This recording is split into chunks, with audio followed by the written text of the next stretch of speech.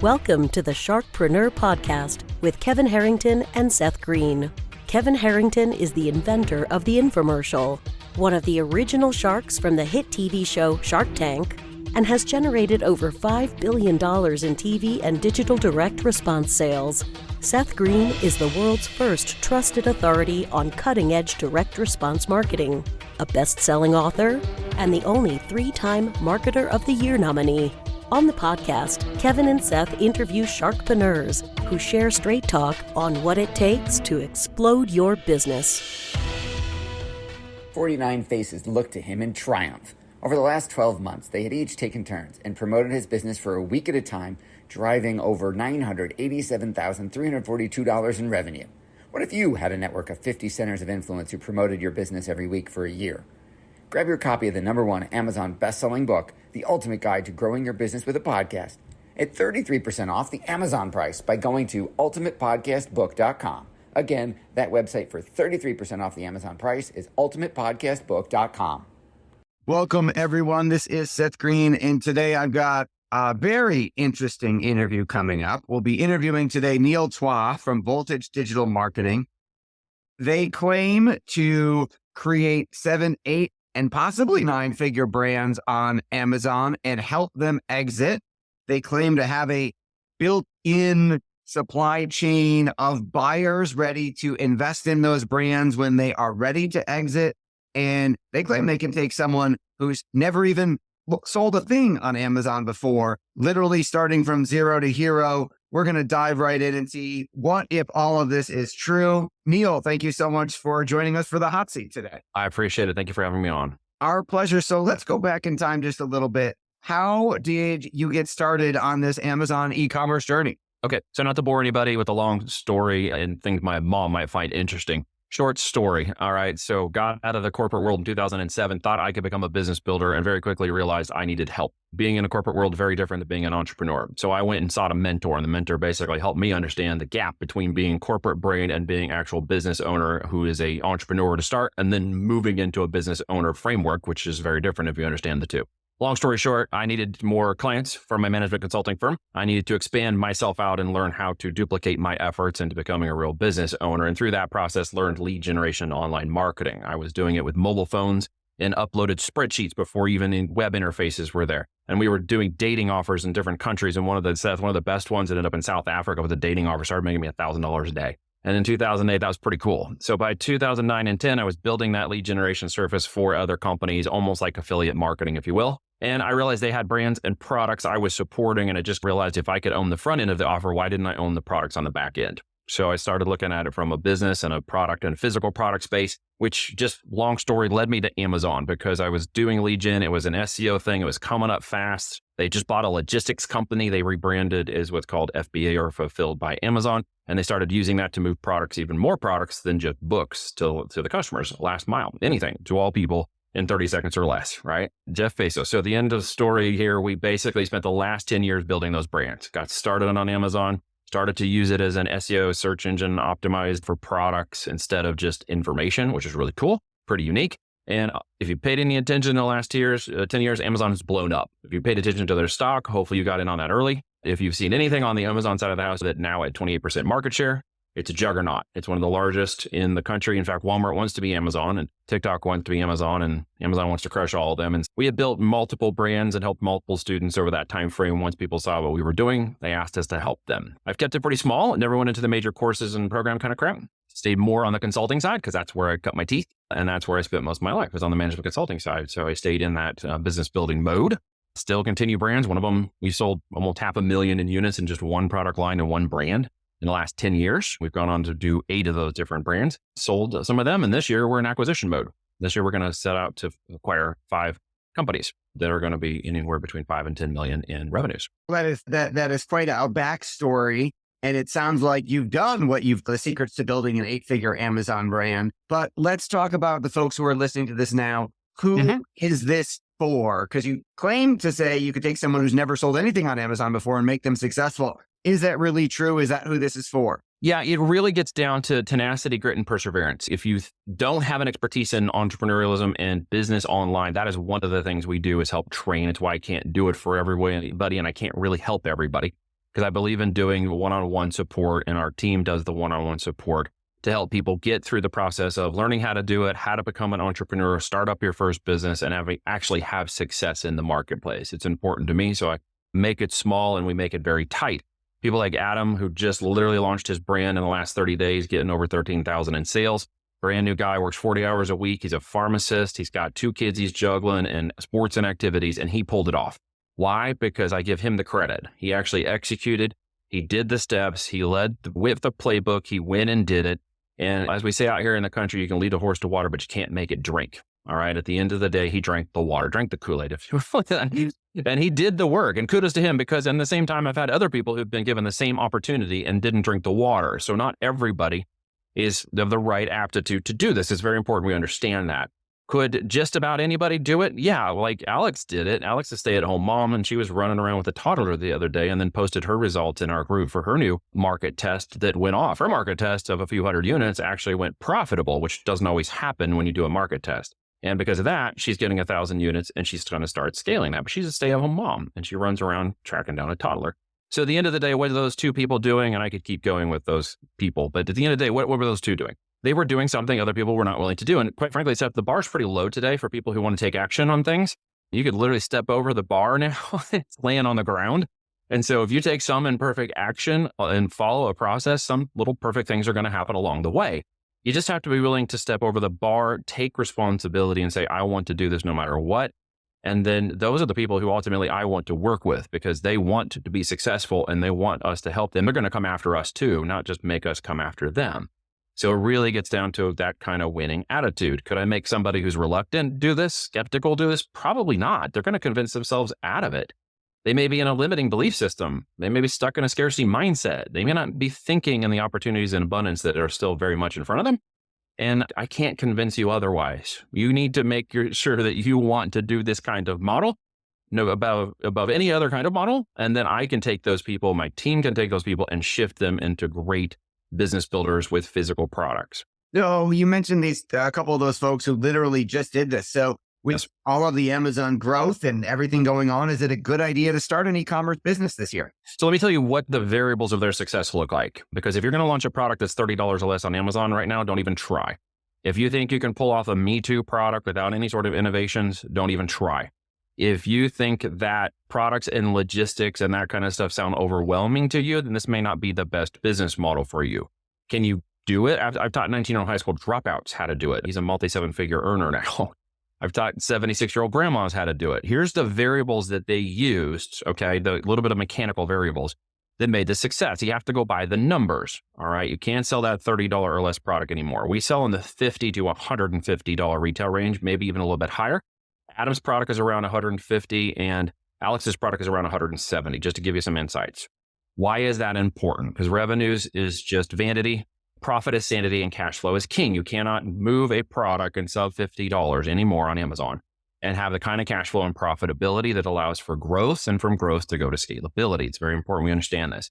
So if we have enough to pay ourselves, we have enough profit in the business, we got more than $12 in profit per unit in that product, you're now setting yourself up to pay for marketing, acquire more customers. You don't, Dan Kennedy, you don't have a business if you can't acquire more customers. You're setting yourself to pay yourself money, which is obviously very important. No one wants to just do this business and not get paid anything. And the third thing is you can now hire and acquire resources that can help you turn this into almost automated income with FBA and beyond, which means you don't have to work 40 hours a week in this business model. You can work 15 to 20 and do it at a 7 and 8 figure line of business when you set up the right processes and systems. So if we understand that again, 150 to 150 in retail price point is the only way to sell now. More than $12 in net profit, preferably 24, 36 or more. That's net profit, which you actually keep. Amazon sends you that net profit every 2 weeks. That's pretty cool. And a marketable place that you can actually go and find the customers, which is why we chose Amazon FBA first, because there's 150 million buyers. We're moving 7,800 products a minute, and there are a lot of products to sell. So don't let your limiting beliefs go. There's literally what the heck do I sell? There are millions of product opportunities to conditionally train your brain to examine it. And a lot of them, people are probably setting in your house right now. We talk about daily profits in the products that are literally setting around your house or things you've already ordered on Amazon. So if you take a look at that criteria, that's going to be some of the baselines you want to consider on what the heck to sell and making sure that you go by the numbers to do it correctly. Let's talk about that. You asked the question multiple times. I'd love an answer. What the heck do I sell? How do I figure out to sell on Amazon that's $170 and has a $24 margin, et Let's cetera? go and reverse that question real quick and say, what the heck do I not sell? And then everything else you can sell. So the goal here is to understand, people should understand we're not actually selling products. We're selling listings to an AI engine, and the AI engine moves and sells logistics of products to the last mile to the customer through Amazon. So Amazon actually sells the products. We sell the listings. The listings are the intent and behind the product purchase, the problem, reaction, and solution that product is going to solve in the life of someone who is looking to solve it, who's already had a conversation somewhere else, who's already made a determination they want to buy something. And so they went into Amazon to buy it. It's frictionless buying. It's 30 seconds to add to cart. It shows up in 2 days or less. You don't like it, you know how to deal with it. You return it or write a bad review. So that's a pretty standard known these days, okay? So in what the heck do I sell? Don't start off brand new by selling electronics. Now you can sell electrical things, but not electronic things, because the cost capitalization to start off and the long-term cash on cash value may be good, but it's going to be very costly to get going. You've got manufacturing defects. You've got customer support issues. You create complexities in the model. We want more simplicity, because the equation we follow is familiarity and similarity equal trust. And that's the whole mechanism that Amazon has established, which is why we leverage it. So we just follow them. We don't want to sell clothing that's too low priced, below the $30, right? We don't want to sell supplements or anything that goes in the mouth or on the skin. That's too complicated. Too many other 3-letter agencies get up in your business. And that is more complicated than you might think to get off the ground. So is everything else possible to sell? Yes, with the asterisk that it goes by the numbers. So our greenlight process I just told you, for us, it has to be more than $12 in net profit per unit. All right. So it's very important we understand that while we can sell anything else but the ones I just mentioned, we have to make sure that it's profitable. I have a number of questions before I get to the next one. For our folks who want to learn more about this process that you have, where is the best place for them to go? What should they do to take that first step? And then we'll dive into some more questions. Yeah, simple thing. Go to voltagedm.com. That's voltagedm or digitalmarketing.com. There is a get started link there, and you click that. There's a training that will go through the 4 steps to 10x this business model, from profit to growth and growth to scale, and then scale to exit, what we call our platinum principle. They'll go through those steps. It's a free training. Check it out. It's actually a bit of a workshop. So when you do watch it, you'll be taking some notes and learning some actionable items you can take away from you right after watching it. Awesome. Okay. What you mentioned, profits obviously being key. We talked about how to eliminate the things we don't want to sell, to start narrowing down the universe of what we do want to sell. How do we make it profitable? So we ensure that the cost of goods, which is the product itself, that the retail price point matches with the price point I mentioned, 50 to 150 or more, and that we understand our logistical cost of operating on a platform like this. Amazon itself has fees to be on that platform. There are referral fees and storage fees and marketing fees and other fees that have to plug into that. If you don't understand all of those fees, you might be operating on the wrong numbers. You might think that gross margin is what you should focus on, when you should actually focus on net profit. And I hear this from the gurus of the interwebs a lot. This has 80% gross margin. Okay, that doesn't mean a whole lot to me. How much am I actually keeping? When someone comes to me like they did here recently and says, hey, I got a $3 million business and it sounds really great. I'm like, very cool. How much did you actually take home? That's all that really matters. About 2.9 million. Okay, so you had a $3 million in revenue and took down $100,000 in gross profit. What was your post taxes? What was your actual net profit? And he's about 30,000. Not sexy, right? That is not sexy. So what we want is obviously high profitability, which means the business overall needs to be between 18 to 25% in net profit. If that's not a word you understand, Google is your friend, right? Net profit is what actually falls out the bottom. It's what we actually keep. It's all that really matters.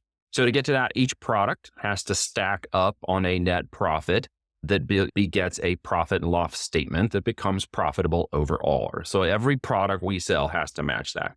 If you have, in the what the heck do I sell and where your question was headed, if you have certain things you're interested in, if you like biking, if you're an outdoor guy, if you like to run, if you are big into creatives and crafts, if you're big into anything you're interested in, there's a product you can sell to that audience. And it helps to marry those two things, to marry something you're interested in and something that is clearly profitable. But there are lots of products, okay, in there. So we want to make sure people understand that literally, though there are a billion products in Amazon, but make no mistake, my criteria eliminates 96% of them.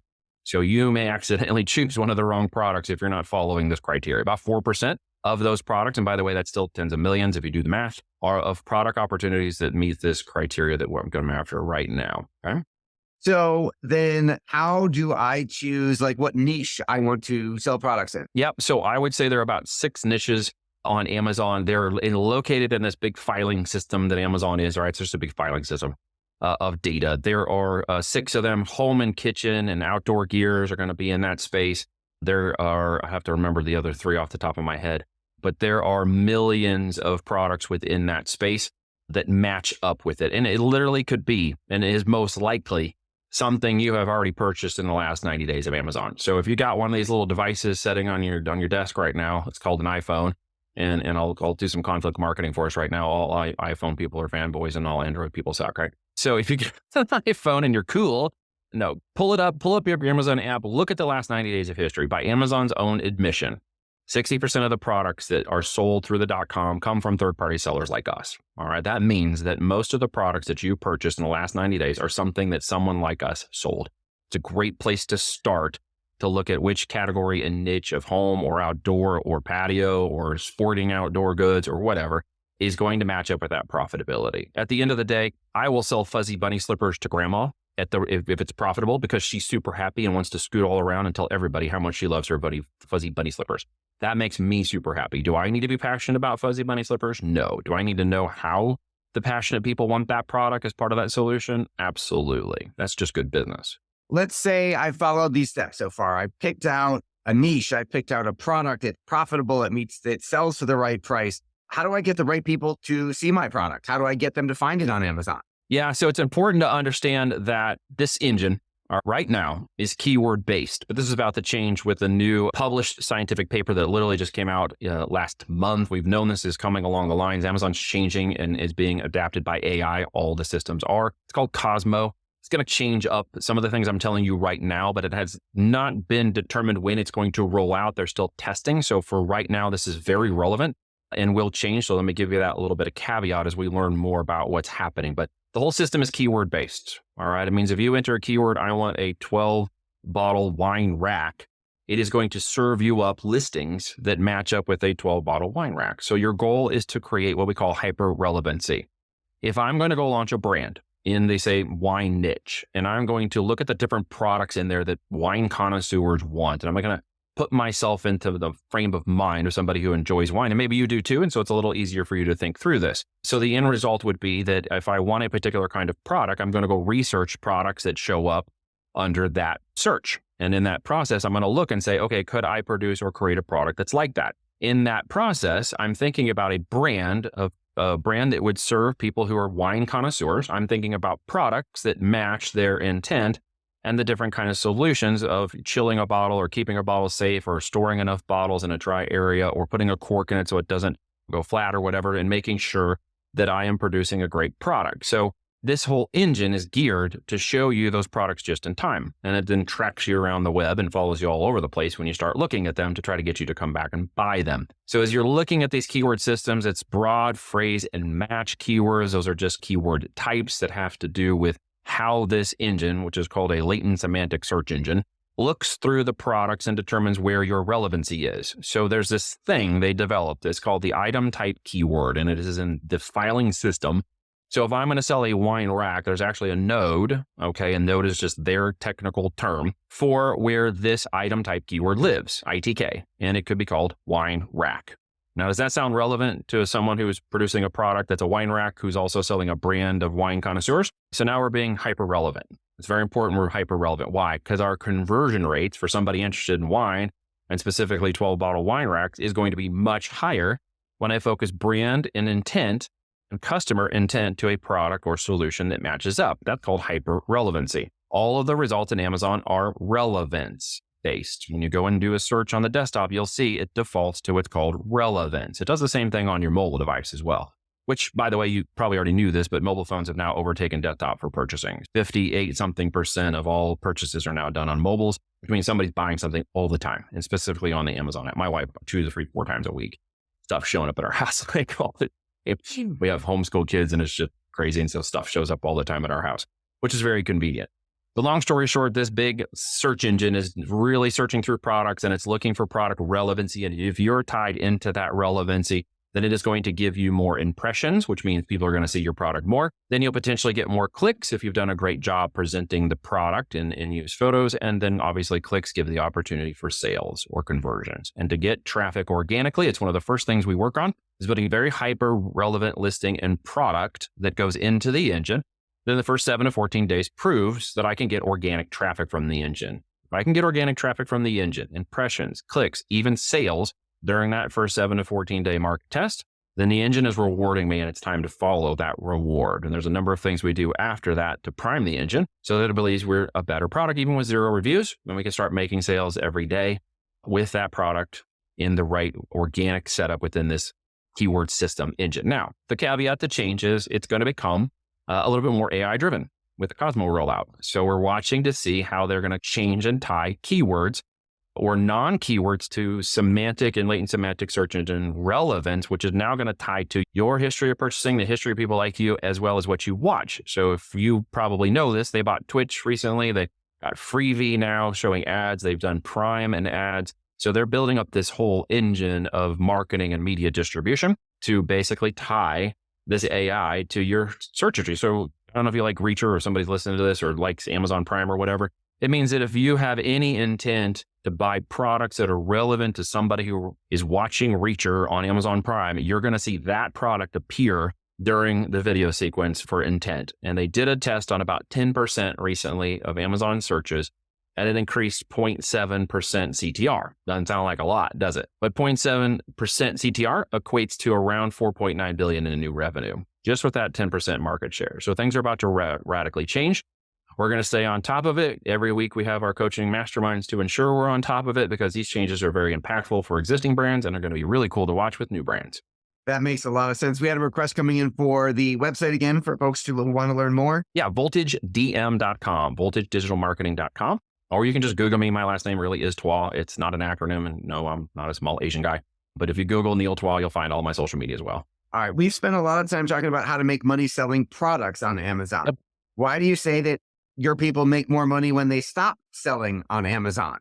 So what happens is in brand segmentation, and I say stop, it's an objective word, but we always want to move beyond Amazon with channels. It's called omni-channel or multi-channel. So while we start on Amazon and we incubate a brand, usually up to 7 figures, before we move to additional channels, we will always move to additional channels. We want to create a trifecta, 3-prong approach to stabilizing this. One channel does not make a business really at the end of the day. 2 and 3 channels now make a serious business. So right now, either between Shopify or now TikTok shops, we're moving people into multiple channels. So when I say stop selling on Amazon, it means you're not forcing, you're not pushing, and you're not having to do a lot of learning and growth. You're now into more operational control. You're into daily, weekly, monthly controls. And then the way we do it, it's setting up with almost automated income with systems and AI and dashboard driven metrics. You're now freed up with your time, energy, attention, and money to open additional channels. So we're moving our brands into TikTok shops, which means you're now going to start selling in TikTok shop, where we have more active automated income on what you've stabilized on Amazon in a process of launching more products into the system. We now open up additional channels.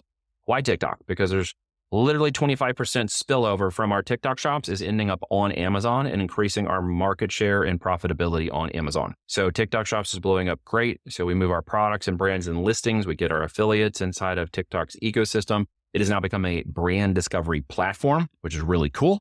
And the way they're doing social media as commerce, building that straight in from the affiliate, the video, and then clicking inside. Some of you may have done that already and purchasing products through TikTok, or you may hate TikTok, and that's fine too, right? You could hate a hammer, but it builds a beautiful house if you do it the right way. Just don't use it to crush yourself on the head with. But at the end of the day, yeah, when I say stop selling, what I really mean is there's a selling point to getting started, building, coaching, and growing the business into becoming a expert at it, if you will, a CEO operator. But then you should be expanding into additional channels. So in some ways, you're stopping selling on Amazon, you're moving. But the last part of that is actually a little bit of a play on words, because honestly, these businesses are worth more in the end than at any time during the business building phase. What that means is these businesses, when exited for multiples, can create life-changing events. They can even create generational wealth events. And Daniel Espy has been selling with us for a little over 4 years. He is now an 8-figure seller. He is setting somewhere between 10 to 15 an exitable take home. when that business exits. So combined in the 4 years of profit that he has made, that is going to make him a heck of a lot of money when he sells that business, more than he made when he was running it. So when he stops selling, he's going to make a lot of money, but he's already producing additional brands and businesses right now that he's bringing up behind the scenes as he preps first business to sell. He is now moving second businesses and brands already online to move them into market even faster, and he'll be higher capitalized when the time comes. That sounds fascinating. You talk about having a built-in, for lack of a better term, network in terms of helping your businesses that you help grow then exit. Talk a little bit about that, because that sounds pretty unique. We have a common person in mind, someone I met in 2016. He's been a mentor of mine over the years and talked with him a lot, Kevin Harrington. And in that process, he helped me expand just my network, but my brain into areas of really understanding beyond myself how business and networking is very impactful. And it's a common theme that I shared, and it's why it resonated in who gets you there and what keeps you there. And during the process of building a portfolio brand in 2019, we raised about $50 million in 2 home offices. They were going to start acquiring businesses and brands through that mechanism. Due to just complications in the market and situations we saw with overpricing and overpaying for brands to steal market share, they overinflated the marketplace too much. Now, some of them are capitulating, some of them are going bankrupt or creating Chapter 11 bankruptcy restructurings. And so we stopped that process and did not get involved in it. And as I mentioned earlier, we're now more involved in getting back to buying companies this year when there's blood in the streets, right? So now it's time to go buy. Now, we had raised that investor group up and raised all that network and then didn't utilize it. Some of them were pissed. Others were like, hey, thanks so much for not getting us involved in that and overpaying. What can we do now? So that built up a really cool community and network of people I've been involved in who are investors and capital investors, private equity and otherwise. And it also led me to groups like the Wealth Without Wall Street, where we're strategic venture partners with them. They're out of Alabama. We co-host a group of meetups continuously, virtually, and then physically go to their events twice a year to be talking about e-commerce as a way with building wealth without Wall Street. And they have millionaires and decamillionaires and billionaires involved in that group. And they all have capital to invest. And guess where everybody wants to put it right now? They're not penciling in on real estate. They can't get the short-term rental stuff to go right now. Wall Street isn't looking so sexy, and they're called Wealth Without Wall Street for a reason. So a lot of people want to buy businesses right now. So I've got a hungry list of people who are constantly asking me what to buy. Even this morning, one of our guys asked us, hey, let me know what deals you got up on deck right now to buy. And a lot of it has to do with not just their knowledge, but our knowledge in the space. They want us to co-invest or co-work with them, where Voltage would be in an operating position to help support that business model with our operating team. We have an account management services team that runs companies between 5 and 30 million a year and supports their channels on Amazon and otherwise. And so they're asking, hey, could you help us if we buy this company? Could you help us operate it? So we look at those kinds of mechanisms for growth, and that has a large investment pool behind it. We want to constantly keep buying. And as mentioned, we're going to produce about 5 companies for investment. The first one on deck is about a $7.3 million deal right now. For folks listening who say, wow, this sounds fascinating and sounds like an amazing opportunity, what are their next steps? Where do they go to learn more? Importantly, how does your process work when someone, I know you have strict requirements on who can get into this program. Talk a little bit about who is the ideal fit for you and then how that startup process works. Yeah, like I said, at the end of the day, I would love to help everyone, but I can't. And nor do I really want to work with everybody anymore. So it sounds a little snobbish, but really at the end of the day, I don't have a marketing and sales team because that's not how my business works, because I do the business and we're pretty busy with it. But I will open slots around 5 to 7 per month for people who can interview and be a part of those spots. There's an application process. You'll speak with me personally. You fill out a DISC assessment, which will give me insights into your specific area of business and focus and aptitude. I'm really looking to sift down to those who have certain areas of profiling in that match up with my best builders and best intent for builders. So there is a process. If you go to voltagedm.com, you will get me personally when you text or book a call. We're going to go through that application process and we're going to vet. You're vetting us, of course, is how this works. But in return, make sure you understand I'm also vetting you. I have a limited amount of spots. We do it for 12 months. We do it for one-on-one for those 12 months to create CEO and operators, have a specific plan and a process. And I need to know that you would be an Adam or an Alex or an Eva or a Katie, and that you're going to follow the process. You may not understand it all yet. You may not have questions about it, but that's fine. Just know if you are going to be tenacious, you're going to have grit and perseverance. And even if it's your first venture, you're not going to give up until it's successful. Those are the kind of people that have been the most successful in what we do. Do all people have success in it? No, that would be a lie. That would be a whole marketing lie for me to tell you that. At the end, some people get caught up in life. They get caught up in business. They get caught up with family, and they can't always complete it. But one way or another, you will notice if you Google me, that came from that one movie. If you Google me, you will find I'll have negative reviews. The reason is because I choose who I'm working with. You can't dig up too much trash on me for a reason. I tell my girls this all the time. Integrity is important in business, and you can lose it all in 30 seconds. And I have no interest in doing that. So I want to make sure you're a good fit. I want to make sure if we get in the boat, we're going to row the same direction. I don't want you rowing a different direction and having us go in circles. And that goes for other members of my team. I'm not alone in this. I get to be very blessed to be among some very smart people that we raised up in the business to work within Voltage and coach within Voltage. And there are operators and there are people that we build businesses with who are running them right now to those 6, 7, and 8 figures. And they are coaches and operators within our business now and work our process and playbook. So it's very important to understand this is an organic thing that we do. And that's hopefully that answers your question. It does. It sounds like your claims are accurate and what you've built is working for all kinds of different people. We know your time is greatly valuable. We greatly appreciate you spending some of it with us. One more time, where is the place for them to go to if they want to investigate this further? Yeah, voltagedm.com, VOLTAGEDM.com, voltagedigitalmedia.com. All right. This has been Seth Greene here with Neil Twa from voltagedm.com. Neil, thanks so much for joining us. Thank you, Seth. I appreciate it.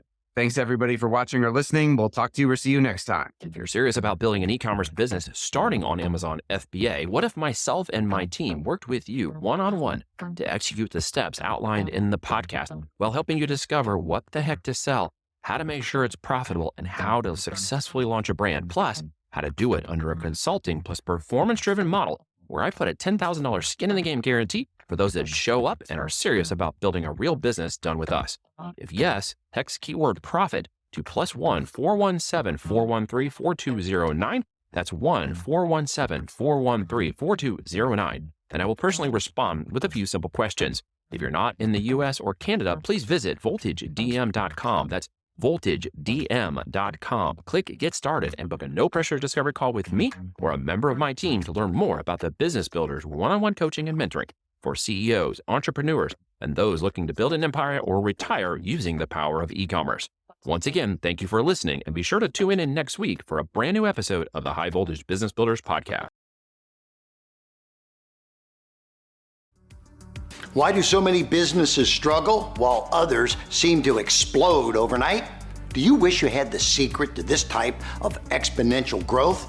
Now, I've scaled more than 20 businesses to over $100 million, and it's not just luck. In my new book with Mark Tim, Mentor to Millions, you'll learn the repeatable framework I use in all my business ventures for massive success. Order at kevinmentor.com and get over $1,000 in bonuses. Head to kevinmentor.com.